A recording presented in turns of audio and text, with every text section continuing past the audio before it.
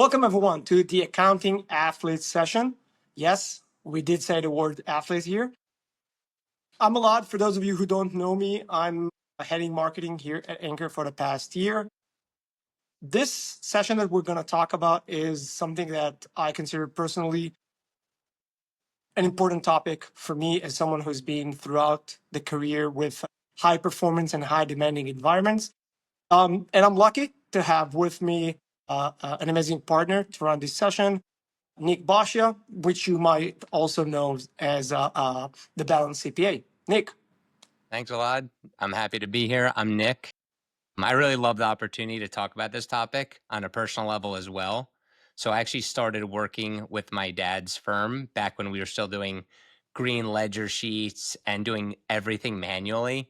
And then over time, we implemented tools like Smart Vault, Financial Sense, Anchor, and it just completely changed the way we work and the way I keep my energy throughout the day. And I am really excited to get into this because energy really is the most important thing that gets us through the day. I agree. So let's dive straight in and start with the biggest question that we're here for. So Nick, why energy management is so important? Yeah. So as I mentioned before, as accountants, we're in the business really of mental clarity because think all day we're spending time dealing with clients, navigating numbers, people, stress, lots of different personality types. So some of those people could fill up your energy, some of them could drain your energy.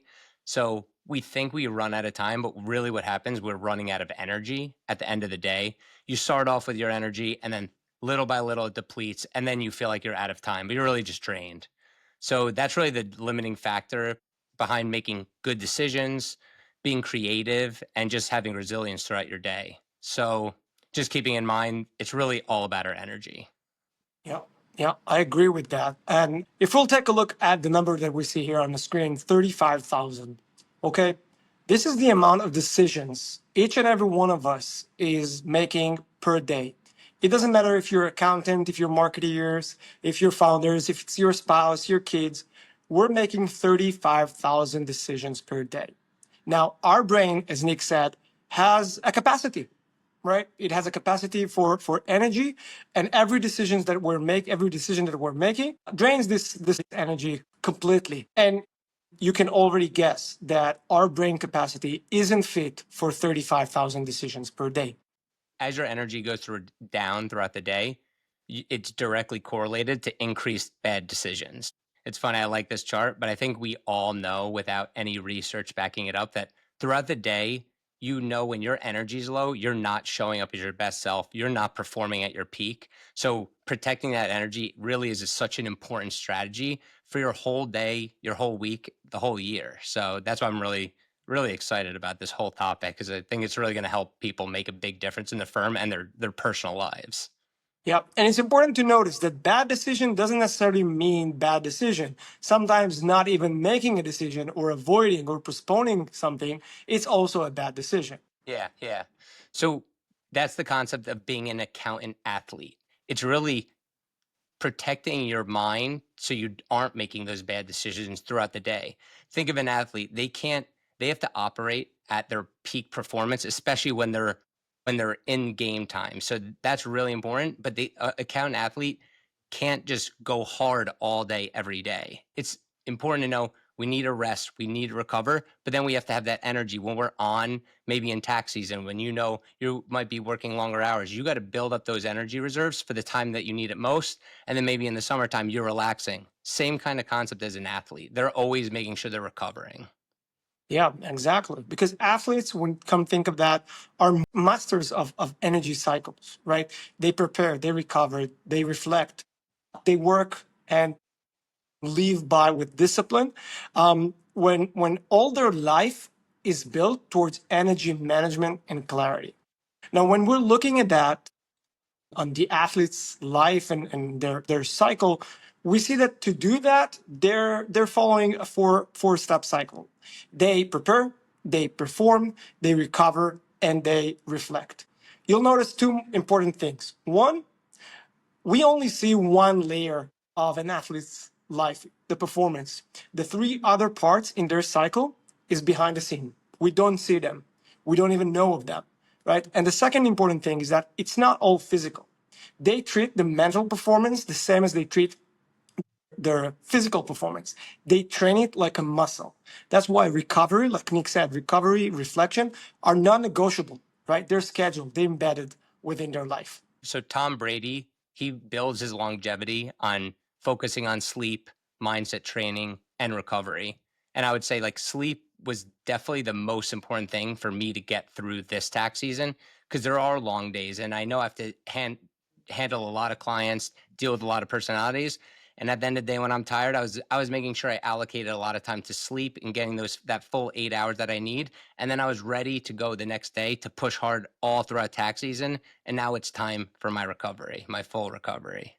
Yeah. And Nick, if I'm not mistaken, you even wrote in one of your LinkedIn posts that it's not just about taking the 8 hours. You also set the environment, right? You have a cooling mattress, right? That measure the temperature and making sure that you're not experiencing heat or cold, which can damage the sleep. And the same goes into the fact that to you don't even need the 8 hours in a way. Sometimes just having a sleep mask that block the light can be super beneficial, right? It will increase your body releasing more melatonin, and by that increasing your restorative sleep. So even like a 5, 6 hours of sleep can feel like you slept 10 hours easy.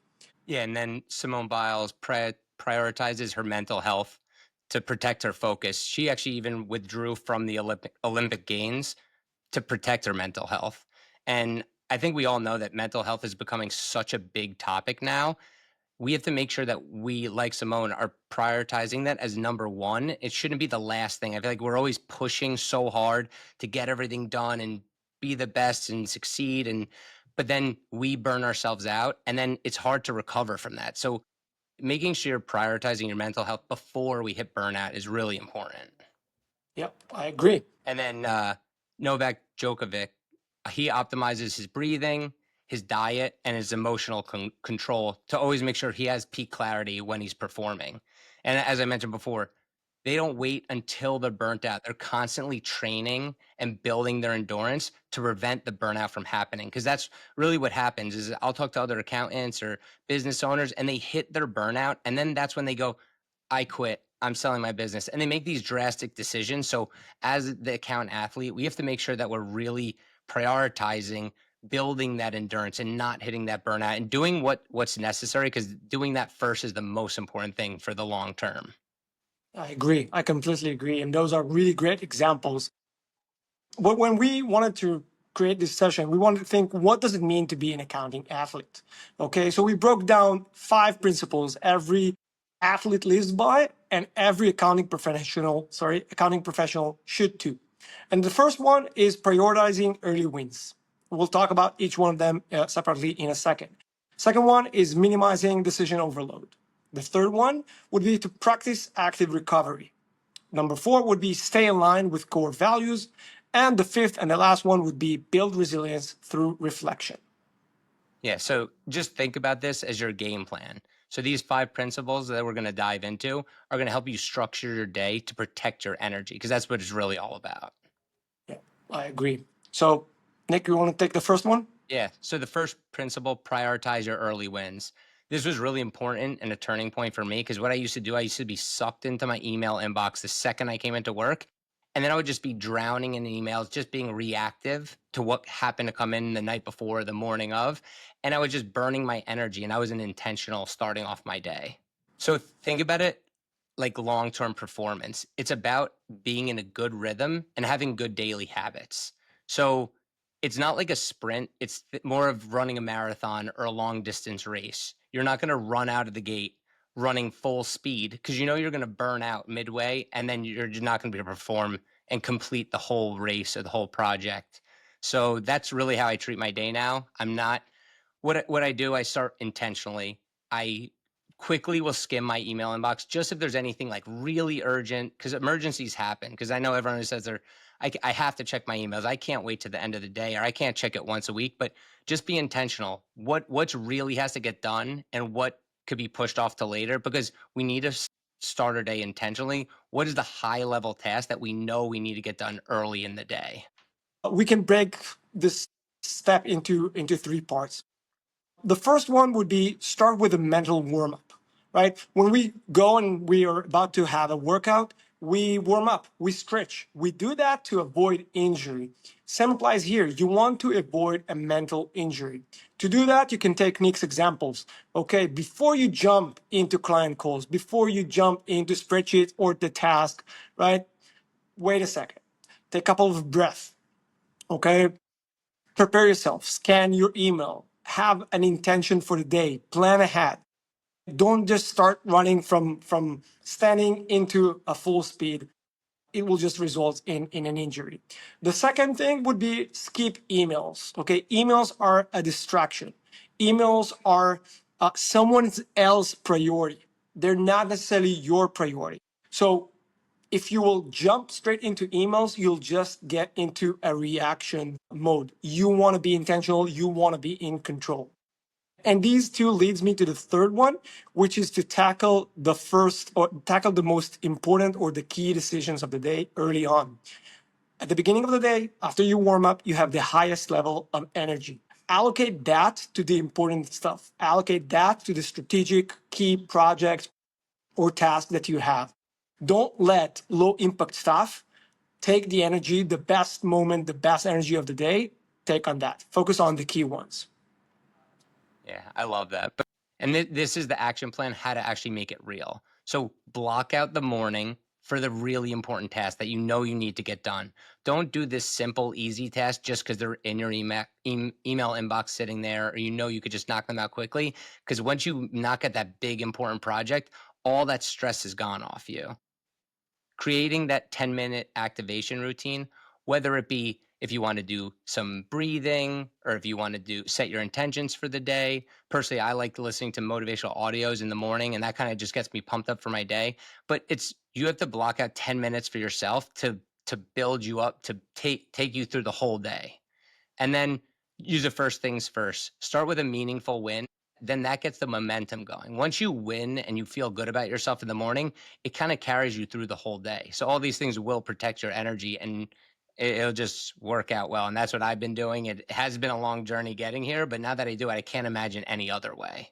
Second principle, minimize decision overload. It's important to understand most of your cognitive drain and fatigue doesn't come from complex work. It comes from unnecessary decisions. I'll let it sink for a second. When you reduce those unnecessary decisions, you protect your brain and you save energy for what matters. So ways to minimize your decision overload throughout your day is, first, systematize any tasks that are repetitive. What can you do in your day that you can automate easily? As I mentioned in the beginning of this, I was doing everything manually when I first joined my firm. And now with things like billing, follow-ups, scheduling, we're using tech tools to automate all those processes and buy back my time. So just something I don't have to think about in my day anymore. When it reduced batching similar work tasks to reduce switching between different tasks, like if you're working on a 1040 or you're working on bookkeeping, it's not really a good strategy to be bouncing back and forth between different types of tasks. If you just block out time to work on one type of task over and over, if you're doing a repetitive type of task that you cannot automate, that's going to help save your mental switching. Then just simplify, like having defaults in your day. Try to streamline your operations. If you have a lot of clients that you're serving, make one streamlined operation that everyone abides by. So now you don't have to think, well, this client does it that way and that client does it another way. This is the way you want to operate in your day. And these are the defaults that even your team knows that's how you work. And then it just simplifies your day.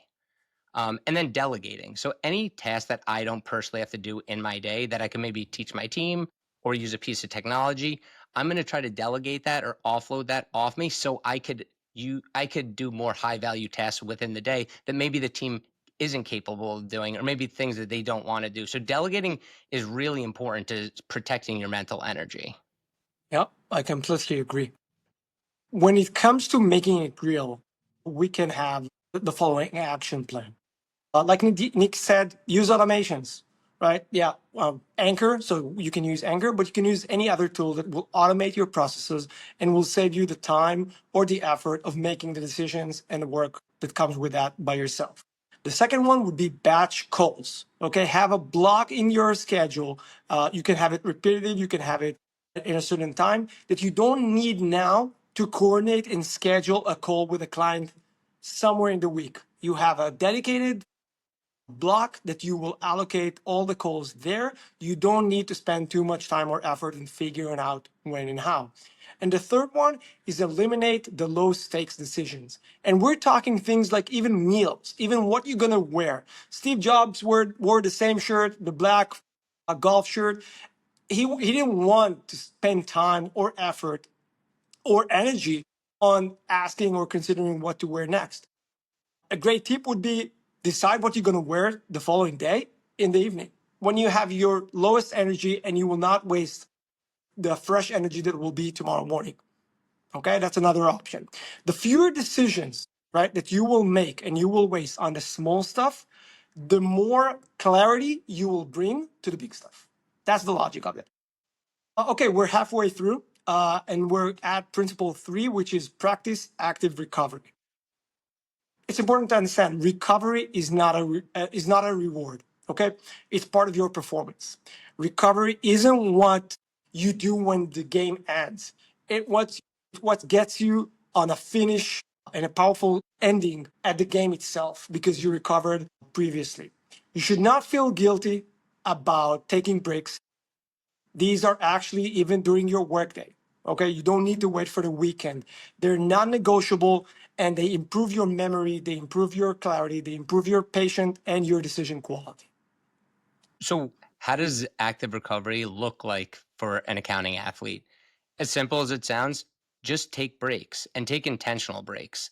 There's so many times in my day where I just feel like I've so much I need to get done. I'm like, well, I don't have time for a break. But you, like Elad said, if you take that break, you actually return, even if it's a 1 minute break and you just do a couple of deep breaths, you're going to come back to that task and you're going to have more energy to handle it in a more productive way. So I think it's really important. It's not a distraction to take a break. It's actually going to improve your performance. Using activity. I like if you have located in a place where you could just go out for a quick walk. If it's a nice day out, I feel like that's probably the best way to take a break is go be out in nature, get some fresh air because sometimes we're stuck in our office for a long part of the day. So getting outside, or just if you can't get outside or it's snowing out during tax season like it is sometimes in New Jersey, I'll just stretch at my desk and it just feels good to move your body. So those little things make a big difference. And then different techniques like the Pomodoro technique. You work 25 minutes and then take 5 minutes off to reset your system. So there's a lot of great strategies. The hardest part is really just getting yourself up out of that seat and taking that intentional break. Yeah. Let's see how we can make it real. An action plan would be add 3 short recovery block to your calendar. Actually have them on your calendar as repetitive, as a recurring invite, and have them for you to take this intentional and non-negotiable embedded kind of a break. The second one, keep a menu next to your desk. It can be a menu of the different types of breaks that you want to take. It could be a menu of what you're gonna eat. It can be like a sort of a list of the things that you want to pick out of so you don't need to spend too much time and too much effort on figuring out things. And it's important to say, like Nick said, okay, it's important for you to measure how your post-break clarity compares to how you were before.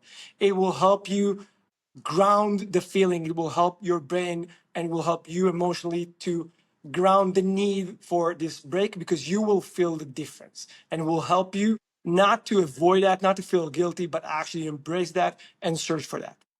And I want to end this principle with an important message. Recovery is the invisible work behind visible performance. We talked about it in the beginning, and we're talking about it right here. And Nick gave great examples of that. If you will not do the invisible work, you will not have a high quality visible work. All right, now 2 more to go. Principle number 4. This was really a big one, a big principle for me. So we'll get right into it. So working hard and going in the wrong direction is what a lot of us end up doing in our day. You ever spend a ton of time, a ton of energy doing something, and you're not getting your long-term outcome or goal. So I think it's really important to be focused on your core values. Like, what do you want your firm to be? What do you want to grow your firm into? Because if you're working hard in the wrong direction, you're just spinning your wheels and literally burning out your energy. And it's not just doing the wrong things. Sometimes it's working with the wrong clients. So we all have dealt with a client that doesn't fit our business model, who might cause us and our team a lot of stress. So identifying these pieces of your business that maybe are not a good fit as you're trying to evolve your business and change your mindset to build your reserves. So I think that's when our biggest shift happened at Boscia. Boscia is we realize that we can't be everything to all of our clients. They want us to do services that we don't even offer, and we used to just try to figure it out. So it was really important to learn to say no. And if a client doesn't fit with our workflow now, and this is the way we want to operate, we just say, sometimes we might just refund them. We're billing up front. We refund them and say, hey, maybe we're not the best fit for you. And that just frees up so much energy to focus on the clients who are a good fit for our firm. You're absolutely right. This is exactly the kind of examples that we sometimes miss, and we don't understand the impact on our energy. So again, let's break down how an accounting athlete is doing that. So we use values. Accounting athletes use values to decide what work is worth your energy and what's not. Not everything, like Nick said, not everything worth your time or energy. The second one would be, I know it sounds simple, but to say no, right? I have met so many of you. It's not often easy to say no. You care about the people, you care about the business, you want to serve, you want to do good, but sometimes you just need to say no. If something feels off, it probably is. Say no early so you'll see the results afterwards and you will not need to deal with the repercussion after that. And the third one would be to revisit your energy and alignment. It's really important to do that. Ask yourself every week, what energized me? What drained me? What's got to go, right? We'll talk about it in the next principle, but it's really important to give the time and give the attention to those questions. Yeah. So what can you do tomorrow morning as an action plan?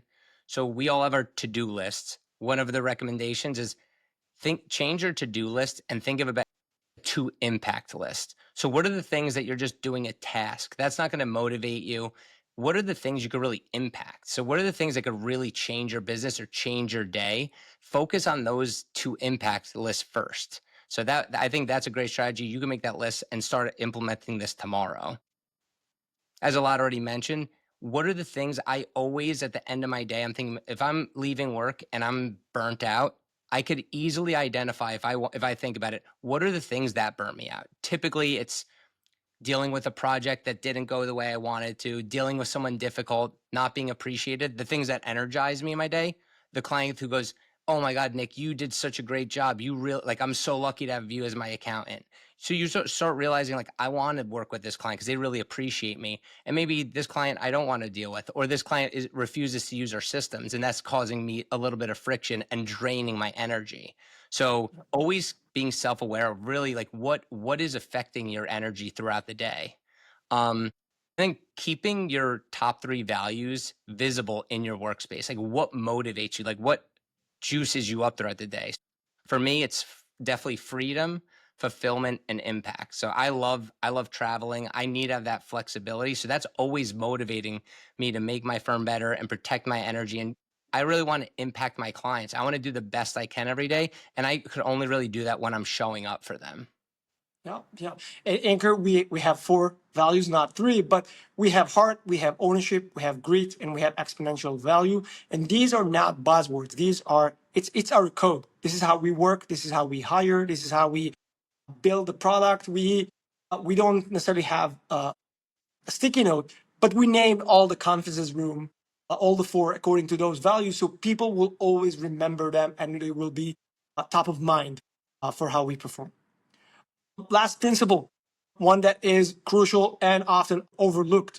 It's about reflection. Reflection is not fluff. Okay, it's important to understand. Reflection, what makes you intentional, right? It's how athletes are reviewing the match tape or the game tape. after you're done in order to be prepared and be ready for the next day or for the next match.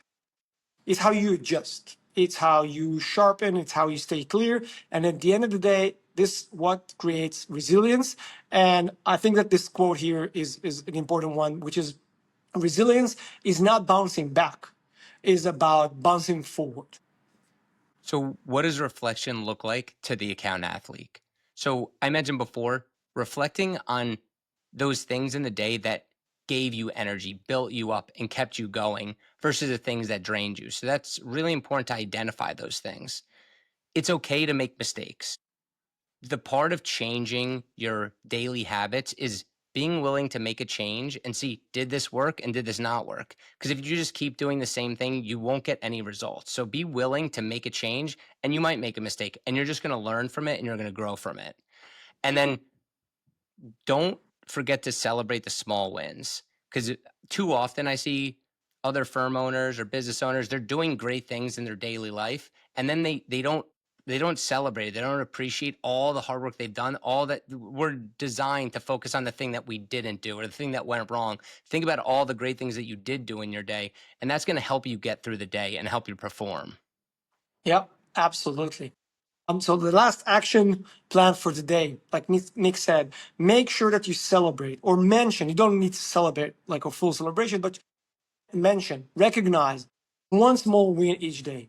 You had a great feedback from a client. That's a win. You were able to finish a project that you wanted. That's a win.